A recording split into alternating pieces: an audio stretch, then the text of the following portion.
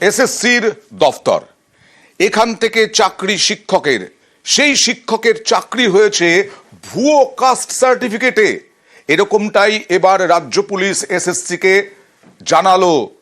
ভুয়ো caste certificate নিয়ে school service কমিশনকে চিঠি, এসএসসিকে চিঠি, রাজ্য পুলিশে 3 জনের বিরুদ্ধে অভিযোগ জানিয়ে চিঠি।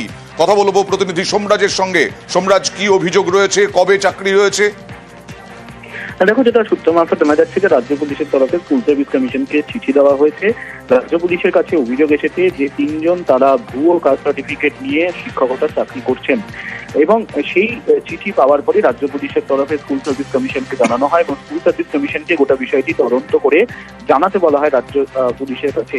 কিন্তু যে চিঠি পাঠানো হয়েছে সেখানে শুধুমাত্র 3 জনের নাম দেওয়া হয়েছে, আর স্কুল সার্ভিস কমিশন আরো কিছু তথ্য চাইছে এবং তার জন্যই এসএসসির তরফে সম্প্রতি আর চিঠি দেওয়া হয়েছে রাজ্য পুলিশকে আরো বিস্তারিত তথ্য চেয়ে, অর্থাৎ 3 জন কোন স্কুলে কর্মরত রয়েছেন, তারা কবে থেকে চাকরি করছেন, এই সংক্রান্ত তথ্য চেয়েছে।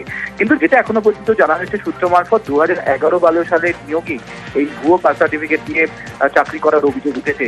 কিন্তু যেহেতু রাজ্য পুলিশের তরফে এরকম একটি অভিযোগ এসেছে, তার জন্য স্কুল সার্ভিস কমিশনও এবার নিয়োগ নিয়ে বিশেষভাবে সতর্ক। তুমি জানো যে উচ্চ প্রাথমিক স্তরেও শিক্ষক নিয়োগ প্রক্রিয়া বর্তমানে চালাচ্ছে স্কুল সার্ভিস কমিশন, তাই বাড়তিভাবে তারাও এই বিষয় নিয়ে সতর্ক ভুয়ো কাস্ট সার্টিফিকেট নিয়ে, কারণ যেহেতু রাজ্য পুলিশের তরফে একটি অভিযোগ এসেছে তার প্রেক্ষাপটে দাঁড়িয়ে সব মিলিয়ে স্কুল সার্ভিস কমিশন এখন রাজ্য পুলিশের থেকে উত্তরের অপেক্ষায় থাকলেও তারা নিজেরাই গোটা বিষয়টি তদন্ত শুরু করেছে বলেই সূত্র মারফত জানা। এর আগে আমরা দেখিয়েছিলাম ডাক্তারি পড়ুয়া এবং তার সঙ্গে সঙ্গে কনস্টেবল পদে চাকরিরত ভুয়ো কাস্ট সার্টিফিকেট নিয়ে, এবার শিক্ষক। আর নদিয়ার ধুবুলিয়ায় এসডিওর ডিজিটাল সই নকল করে গ্রেফতার 1। ধুবুলিয়ায় এসডিওর সই জাল করে ভুয়ো জাতি শংসাপত্র, এখানেও জাল শংসাপত্র দেখিয়ে ভুয়ো আধার, তথ্য মিত্র কেন্দ্রের আড়ালে চলতো এই ব্যবসা। কথা বলবো প্রতিনিধি সমীরের সঙ্গে। কতদিন ধরে এরকম চলতো, কিভাবে ধরা পড়লো? দেখো, দীর্ঘদিন ধরে এই চারপাশে এই মুশারফ শেখ এবং প্রায় 7 বছর আগে এই জামাইবাবু মারা যায়। এই জামাইবাবু নামে ছিল কিন্তু এখানকার তথ্যমিত্র কেন্দ্র, এবং সেখান থেকে বিভিন্ন রকম অনলাইনের কাজকর্ম করা হতো। 7 বছর ধরে এই ব্যবসা দেখাশোনা এই করছিল, সেখান থেকে বিভিন্ন রকম শংসাপত্র দেওয়া হতো। কিন্তু সম্পত্তি আছে যে শংসাপত্র করে দেওয়া হচ্ছে সেগুলি জাল, এবং এই জাল শংসাপত্র দিয়ে আধার কার্ডও তৈরি করা হচ্ছে এবং সে কাজটা সে নিজেই করছে। এরপরে গতকাল সেখানে অভিযান চালানো হয়, তার বাড়িতে অভিযান চালিয়ে বেশ কিছু তথ্য উদ্ধার হয়, এরপরে গ্রেপ্তার করা হয়, তার থেকে আদালতে পাঠানো হয়েছে। অভিযোগ মিথ্যে জাল জোরের অভিযোগ করে নিয়ে ধরে নিয়ে গেছে। কি করতো আপনার ভাই? আমার ভাই সহজের তথ্যমিত্র কেন্দ্রের অনলাইনে দোকান আছে, দোকান চালাতো। স্বামীর দোকান ছিল, আমার স্বামীর দোকানে কাজ করে। কতদিন করে? এই তো 7 বছর ধরে। আমি এসে দেখলাম, বললো নিয়ে চলে গিয়েছে। কি অভিযোগ করছে পুলিশ? বলছিল কি জাল সার্টিফিকেট বানাতো, এরকম কি কোনোদিন দেখেছেন আপনি? না, ওসব আমরা দেখিনি। তাহলে কি ফাঁসানো হলে বলে মনে হচ্ছে? ফাঁসানোই হয়েছে। ভুয়ো কাস্ট সার্টিফিকেট দিয়ে কলকাতা মেডিকেলের পড়ুয়া 2য় বর্ষের ছাত্র, তার 1 লাখ টাকা জরিমানা। আসানসোলের কুমার আরিয়ান জালিয়াতি ধরা পড়ায় ভর্তি বাতিল পড়ুয়ার। কথা বলবো প্রতিনিধি অভিজিতের সঙ্গে।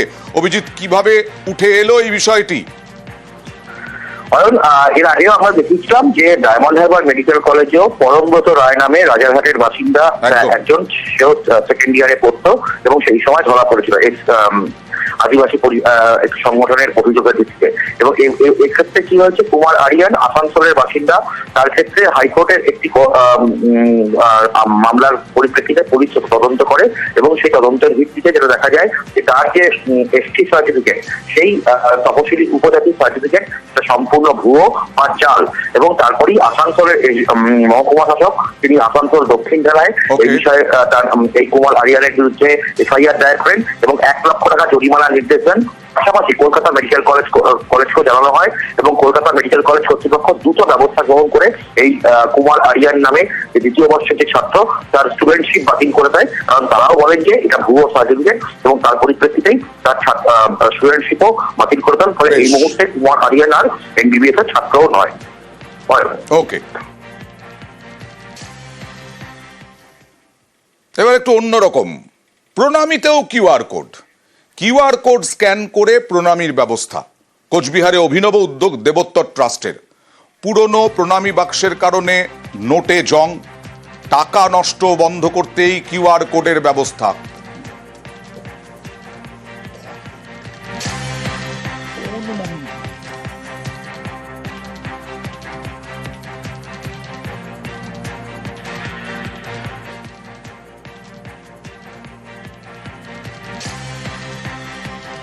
প্রণামী বাক্সে জং ধরে, তাতে টাকা পয়সাতেও জং ধরে, বিশেষ করে কয়েনে। আর সেই কারণেই মদনমোহন মন্দিরে এবার কিউআর কোড স্ক্যান করে প্রণামীর ব্যবস্থা। কোচবিহারে অভিনব উদ্যোগ দেবোত্তর ট্রাস্টের। কথা বলবো প্রতিনিধি শুভঙ্করের সঙ্গে। শুভঙ্কর, দেখো তোমাকে শুভঙ্কর শোনা যাচ্ছে?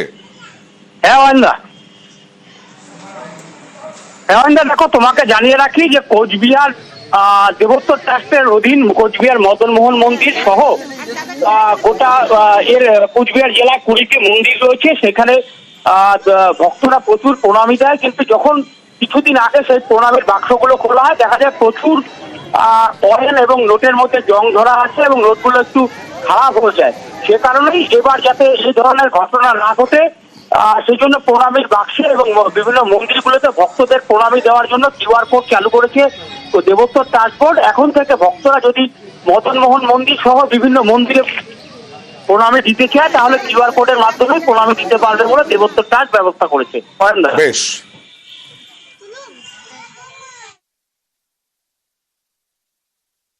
এখন তো মোবাইলে সব পয়সা পেমেন্ট হচ্ছে না, সেই জন্য এই সুবিধাটা দিয়েছে, ভালোই করেছে। কারণ ক্যাশ তো অনেকে নিয়ে বেরোচ্ছে না, এটা সব জায়গায় যখন চালু হয়েছে তখন এটা ভালোই হয়েছে। সময়ের সাথে সাথে তো তোমাকে চলতেই হবে, এটাই হচ্ছে কথা। আগে যে সিস্টেম ছিল এখন যে সিস্টেমটা পাল্টাচ্ছে, আমরা তার সঙ্গে অ্যাডজাস্ট না করলে তো চলবে না। প্রণামী বক্সগুলো যেহেতু মন্দিরে প্রাচীন একটা অ্যাসেট, আয়রনের রাস্টিং এর ফলে কিছু নোটে ড্যামেজ হয়। শুধু দক্ষিণা নয়, সমস্ত রকম ট্রানজাকশনই আমরা অনলাইনে স্টার্ট করছি। আজকালকার দিনে অনেকেই নগদ পয়সা সাথে ক্যারি করেন না, পেমেন্ট করতে অসুবিধা হয়।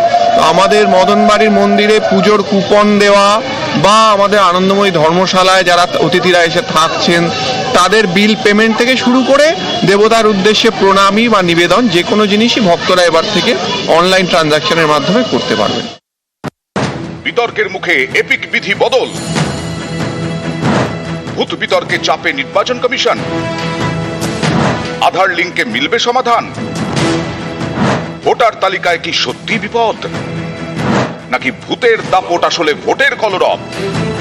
বিশ্ব মজুমদারের সঙ্গে দেখুন ভোট যুদ্ধে ভূত অস্ত্র, মেগা মঞ্চ, মেগা আলোচনা, সোজা সাপটা মেগা ডিবেট, শুক্রবার সন্ধ্যে 7টা।